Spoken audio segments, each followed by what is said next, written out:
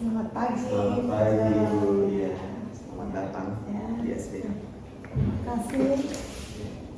Baik, Ya. kemarin Pak menghubungi saya untuk saya ke sini. Ya. Ya, makanya saya meluangkan waktu ke sini. Kira-kira apa agenda kita hari ini?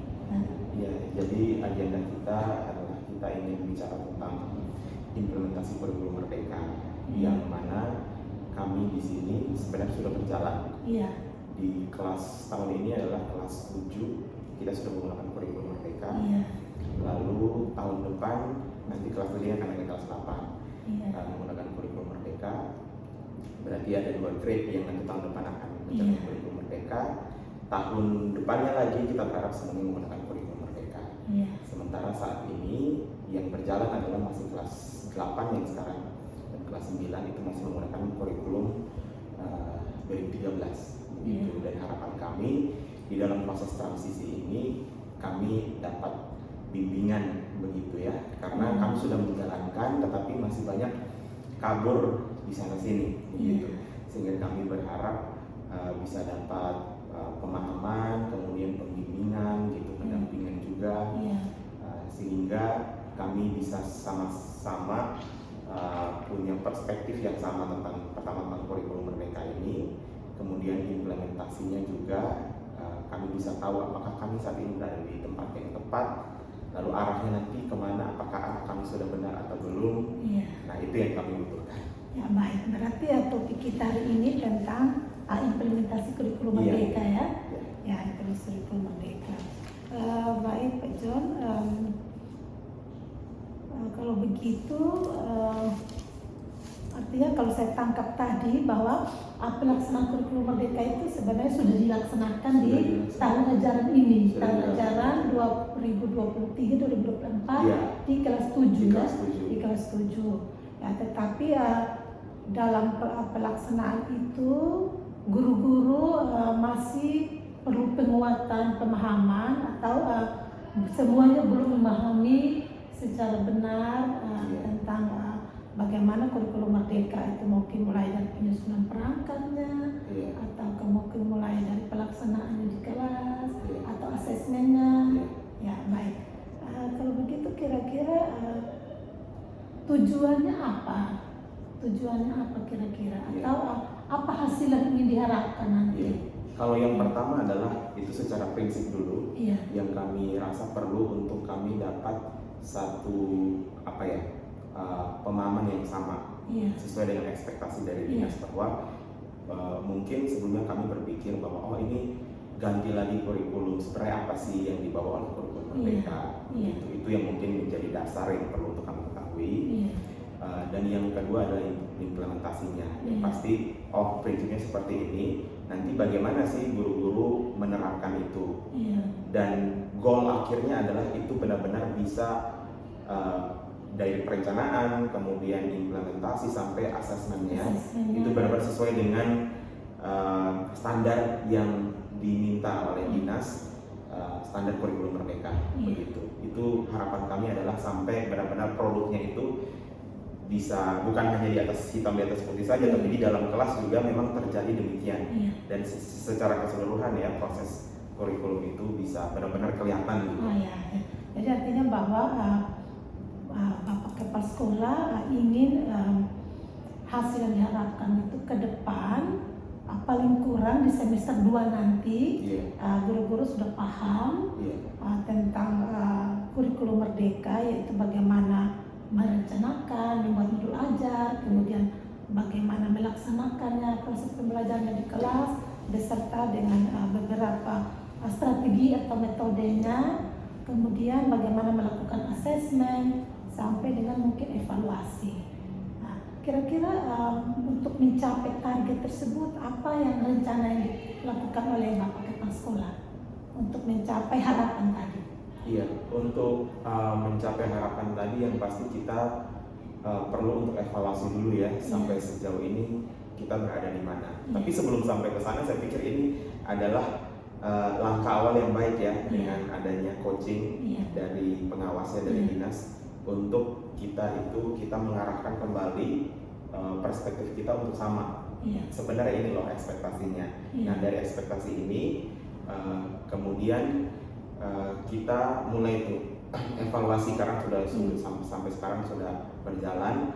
Kira-kira sudah sampai sejauh mana kita itu sesuai dengan ekspektasi dari dinas, Iya. baik secara prinsip maupun pelaksanaannya. Iya. Apa saja yang sudah itu kita lakukan evaluasi dari sistem kita maupun pelaksanaannya di guru-guru, checklistnya apa yang sudah, apa yang belum, Iya. gitu. Lalu dari situ nanti kita akan upgrade, kita akan report ke ibu pengawas Iya. untuk dilihat oh masih kurang di sini. Iya. Nah dari kekurangan ini kira-kira apa yang perlu untuk ditambahkan. Iya. Nah itu yang kita mungkin rencanakan untuk selama beberapa bulan ini di akhir sampai akhir semester ini Iya. bisa kita lengkapi tuh checklist yang masih kosong. Nanti dimulai di akhir semester itu kita bisa rencanakan untuk ini kita akan lakukan A, B, C, D untuk memenuhi semua ekspektasi standar yang seharusnya dari kurikulum mereka. Jadi di semester 2 kita bisa semuanya bisa berjalan. Jadi pertama adalah persepsi kita harus samakan dengan ekspektasi dari dinas. Yang kedua adalah kami akan evaluasi dengan standar yang diberikan. Kita sudah sampai sejauh mana, lalu langkah-langkah apa yang memang perlu untuk kita lakukan dari hal-hal yang masih minus di dalam pelaksanaan kami. Itu sih saya pikir. Ya, jadi berarti yang langkah-langkah yang diambil itu pertama penyamaan persepsi, penyamaan persepsi, kemudian evaluasi. Nah, setelah evaluasi menemukan mungkin di mana yang harus dikuatkan. Barangkali mungkin ada rencana untuk selain ada pendampingan dari pengawas, mungkin juga ada workshop barangkali ya. Iya benar-benar itu yang kami harapkan. Jadi mungkin dari poin saya tadi kurang ya. Jadi ini yang kurang. Nah untuk menambal yang kurang ini, mengatasi gap ini, itu yang kita perlu untuk coaching workshop, terutama workshop itu sangat kami perlukan karena sampai saat ini kami memang belum adakan workshop yang masih dari kami dan untuk kami, begitu ya. Jadi dari kami punya kurikulum koordinator yang mengikuti pelatihan di beberapa sekolah yang mengadakan, kemudian bawa pulang informasinya dan di-share kepada guru-guru. Tetapi yang in-house training misalnya, begitu ya, workshop narasumber di sekolah kami saat ini belum. Jadi kalau itu bisa dilakukan, itu kami sangat bersyukur. Begitu. Ya nanti bisa juga menggunakan narasumber dari dinas. Ya nanti bisa. Ya mungkin saya juga nanti kalau diundang saya juga hadir. Baik. Iya baik. Senang sekali ya. Jadi artinya Pak Kepala Sekolah sudah punya kiat-kiat program-program untuk bagaimana mencapai target yang diharapkan. Nanti di semester 2 nanti ya, kalau saya tangkap tadi paling kurang guru-guru sudah punya pemahaman, kemudian dalam melaksanakannya tentu mungkin setelah workshop atau setelah mendapat pendampingan mungkin akan dievaluasi lagi atau mungkin dilaksanakan supervisi untuk itu. Ya baik Pak Kepala Sekolah, kira-kira menurut Bapak Kepala Sekolah apa kekuatan dari warga sekolah ini? Kekuatan yang bisa Bapak punya dari sekolah ini, baik itu dari gurunya, baik itu dari fasilitasnya yang mendukung. Kalau kekuatan yang saya pikir yang pertama adalah visi, visi misi. Sekolah kami punya visi iman, ilmu, dan pengetahuan. Ini hal yang menjadi dasar sehingga kami semua visi itu kalau dilihat ya dari waktu datang itu di depan sudah tertulis gitu ya, visinya jelas, misinya juga jelas, sehingga ini yang menjadi kekuatan yang mendorong kami. Dan itu pun kami selalu tekankan sampai ke anak-anak, karena seringkali kita melakukan banyak hal tapi kemudian kita lupa sebenarnya arah kita kemana. Nah saya pikir di sekolah kami sudah cukup jelas kalau soal visi itu. Jadi kita tahu arah kita kemana. Yang kedua adalah kita punya manpower yang saya lihat cukup kuat. Meskipun bisa dibilang itu juga sebuah mungkin minus karena dari segi pengalaman. Jadi kalau dibilang ini guru-guru kebanyakan guru-guru muda gitu ya di Di sisi yang lain adalah kalau guru-guru muda belum berpengalaman. Tapi kalau saya melihat adalah guru-guru muda ini masih sangat energik. Banyak kekuatan. Itu menjadi sebuah kekuatan kalau saya lihat. Paling kurang mereka punya IT yang bagus. Iya, kemampuan dalam teknologi. Sekarang itu kami ini juga masalah fasilitas ya. Jadi kami menggunakan platform Teams dari Microsoft yang setiap hari pembelajaran itu kemudian tugas penugasan dan lain-lain kita menggunakan platform ini. Jadi semua terintegrasi di sana. Kemudian semua dokumen-dokumen juga nanti ada di sana. Anak-anak mengakses juga gampang. Nah, guru-guru ini untuk mendesain pola pembelajaran mereka sudah sangat kreatif. Jadi ketika kita punya ekspektasi tertentu, itu kita bisa bilang yang penting jelas saja ekspektasinya seperti apa. Mereka bisa mengerjakan dengan sangat cepat karena secara teknologi mereka bisa dibilang kalau bahasa sekarang itu tech savvy gitu. Mereka gampang lah untuk teknologi dan juga cepat. Jadi tidak terlalu banyak bertanya, yang penting instruksi kita jelas saja begitu. Lalu yang ketiga, jadi itu dari sumber daya manusianya sangat memungkinkan untuk ada perubahan dan inovasi gitu. Lalu juga teknologi. Teknologi itu karena guru-guru juga kita sumber manusianya oke, lumayan untuk bisa adapt dengan teknologi yang baru. Maka fasilitas yang kita punya begitu ya, itu semua bisa dimanfaatkan dengan baik begitu. Mulai dari gedung kita selalu ada penambahan ya sampai sekarang, sampai pembangunan yang maksimal. Jadi kita terus terima murid-murid yang baru gitu. Kemudian fasilitas lain yang terus kita upgrade ya, karena kan kita mau bicara misalnya di kurikulum Merdeka ada pembelajaran berdiferensiasi, kemudian kita berusaha untuk gimana teknologi itu bisa sampai di dalam kelas bisa dipakai. Itu juga kita berusaha untuk bisa punya misalnya koneksi internet yang cukup di dalam setiap kelas begitu. Kemudian akses dengan platform-platform yang guru-guru akan pakai begitu. Kemudian kita juga punya satu yang kita akan lakukan, yaitu adalah blended learning yang sebenarnya sudah mulai dari zaman pandemi. Blended learning itu sudah dimulai, tapi kami ingin untuk itu anak-anak jadi lebih meningkat literasi digitalnya, sehingga selain pakai Microsoft, kami juga pakai platform namanya Moodle, itu learning management systemnya, sehingga LMS-nya, sehingga anak-anak nanti baik proses belajar maupun mengajar itu semua bisa terintegrasi di dalam satu itu. Begitu. Itu yang segera kami lakukan. Jadi nanti ketika di dalam blended learning-nya itu sudah lebih smooth begitu. Saat ini kami sudah mulai seperti itu. Jadi kami pikir itu juga jadi kekuatan ya. Jadi sumber daya manusia, kemudian fasilitas yang dilandasi dengan visi misi yang jelas begitu. Ya, berarti saya bisa membaca bahwa di sini kekuatannya itu sumber daya manusianya, guru-gurunya yang energik ya, kan mungkin masih rata-rata usia yang muda ya.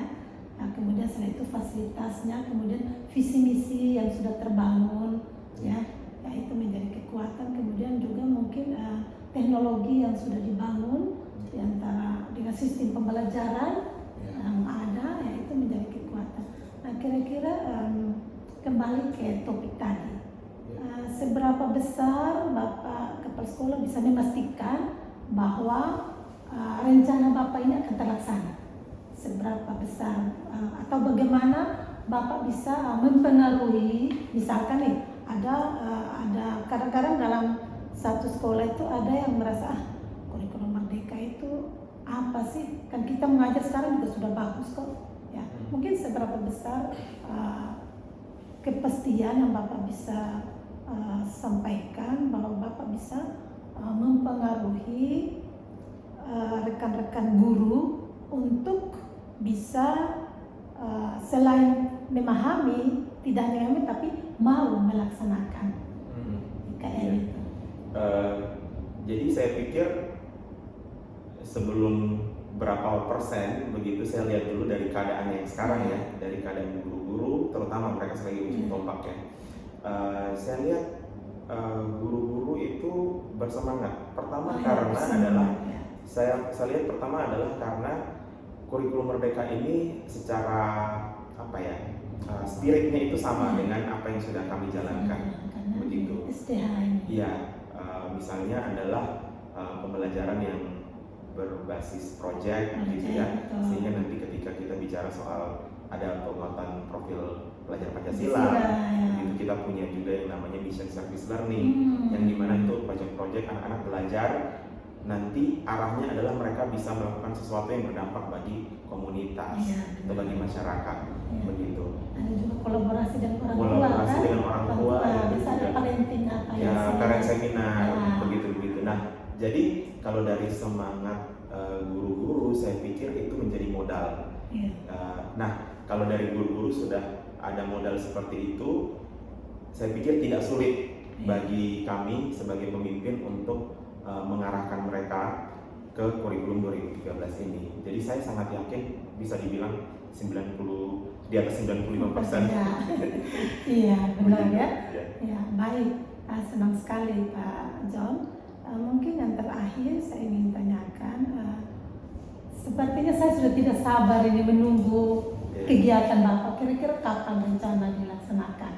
Mungkin kegiatan yang mengundang narasumber itu. Kalau di dalam sekolah sendiri mungkin bisa dengan saya sebagai pengawas pembina, tapi kalau misalnya kegiatan yang workshop atau IHT itu kira-kira kapan rencananya?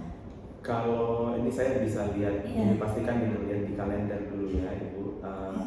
Kalau kami itu mungkin di pertengahan bulan November, sekitar di atas tanggal 13. Antara 13 sampai sebelum akhir November. Jadi pertengahan ke belakang. Kurang lebih 1 bulan ke depan. Iya. Begitu itu untuk workshopnya mungkin bisa direncanakan di tanggal segitu, memungkinkan. Ya, baik. Kira-kira dukungan apa atau dari segi dukungan menurut Bapak bagaimana? Dari segi dukungan, misalnya kegiatan guru, dari segi dukungan Bapak bagaimana kira-kira dukungan dalam hal mungkin dukungan berupa fasilitas misalnya, atau mungkin konsumsi untuk snack untuk para guru atau apa? Jadi kalau itu kami pasti akan siapkan, apalagi untuk ada pengawas yang atau dari dinas begitu ya, ada pemateri yang kami undang begitu, karena setiap kali kami melakukan pelatihan itu pasti kami sediakan semuanya snack, kemudian untuk pembicara yang pasti tempat, kemudian fasilitas seperti proyektor, kemudian komputer, sound system, semuanya kami siapkan.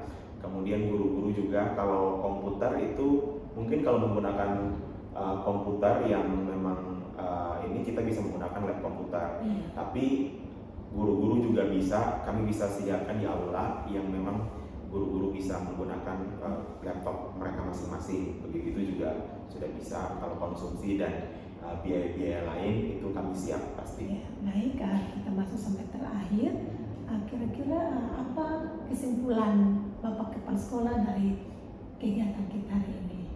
Kegiatan kita hari ini. Ya, kalau dari hari ini saya merasa ini sesuatu yang baik ya, bahwa kami tidak dibiarkan jalan sendiri, tapi di dalam ekspektasi dari pemerintah bahwa sekolah-sekolah harus menjalankan kurikulum merdeka, kami juga mendapatkan bimbingan begitu. Dan itu tidak hanya datang dan memaksakan, kalian harus melakukan ini gitu, tapi juga melihat keadaan kita, apa kekuatan kita, apa yang bisa kita support dari sekolah gitu, lalu seberapa besar keyakinan kita untuk dari sekolah untuk bisa melaksanakan ini gitu. Jadi saya rasa kita sudah sejalan di dalam hal itu, tinggal bagaimana kita merencanakan untuk proses implementasinya, gitu, terutama dalam workshop ini. Baik Pak John, terima kasih atas waktunya, dan saya menunggu kegiatannya, undangannya. Terima kasih. Selamat pagi. Sama-sama.